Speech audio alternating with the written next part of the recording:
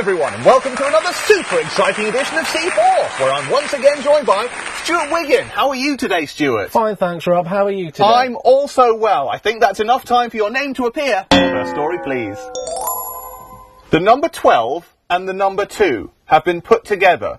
Why?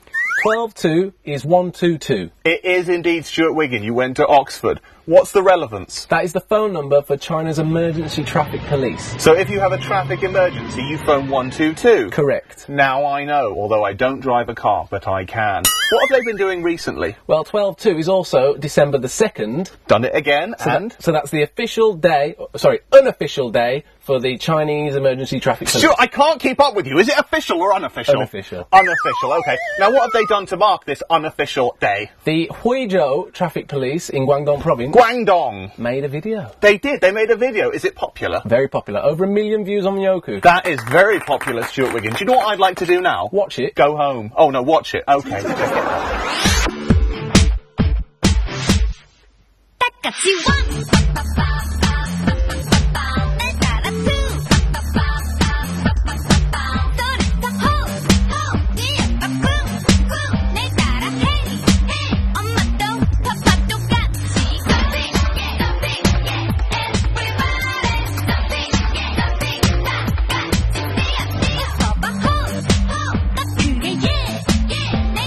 What a truly weird experience, Stuart Wiggin. Can you think of any more wonderful viral videos?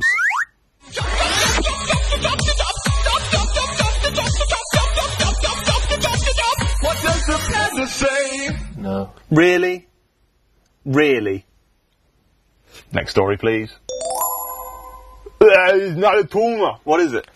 He is not Hercules. No, he's not. Okay, what's going on, Stuart Wiggin? It's Arnold Schwarzenegger. It is indeed. A very good voice you did of Sylvester Stallone. Thanks. Anyway, what's he doing in China? I assume he's in China because he's on C4. That's correct. He's in Xi'an. Do you know where? I imagine he's been lurking around those terracotta warriors. Correct. Done it again.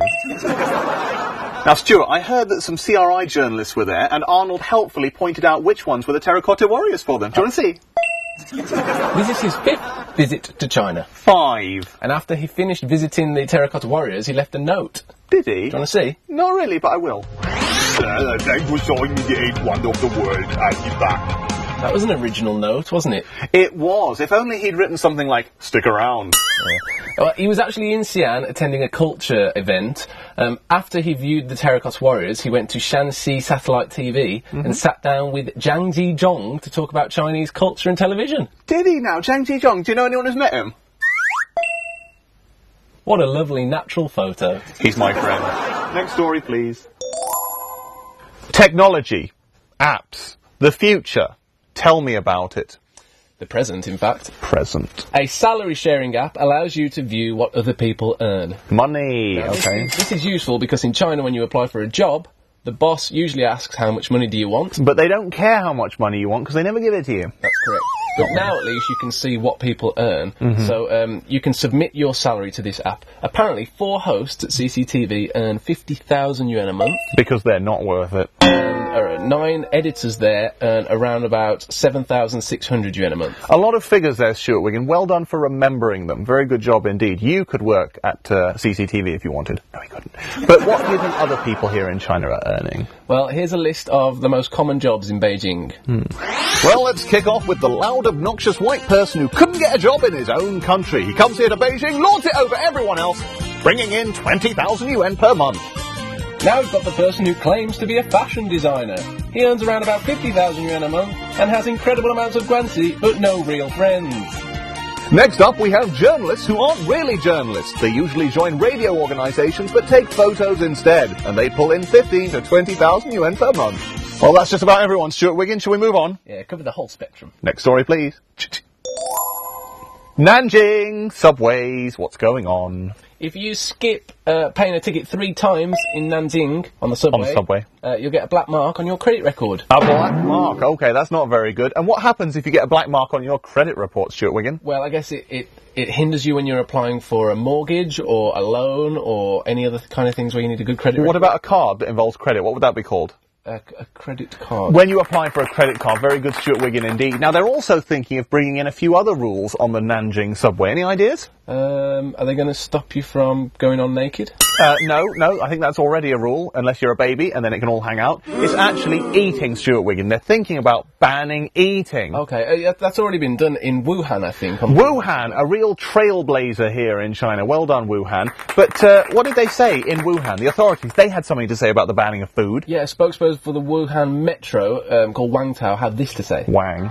Some people do all sorts of things on subway trains, such as eating, handing out brochures, and even washing their faces. Stuart, have you ever weed in a bag on the subway? Yeah. Have you ever washed your face on the subway? In a bag of wee. Anyway, Stuart, let's wrap it up very quickly. If you want to follow the show on Weibo, it's down below. What about the email address? Great stuff, and we'll see you again next week for what is it? C4. Bye for now. Bye. Woo, we in a bag.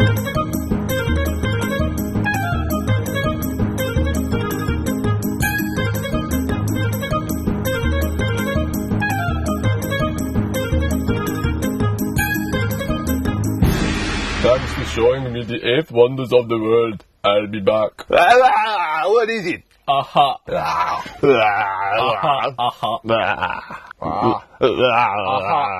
You're not Hercules. I've got a lovely little surprise for you, but don't ruin it, okay? You're only going to get the reaction once. Okay. And you're going to have to go to a photo. You'll know instantly what photo it is. Okay. So don't ruin it, okay? After he viewed the Terracotta Warriors, he went to Xi'an satellite TV and sat down with Zhang Zhong to talk about Chinese culture and television. Did he now? Zhang Zhong, do you know anyone who's met him? Was that the little surprise? That's a surprise. Oh, me and Arnold have met the same person. Isn't that amazing?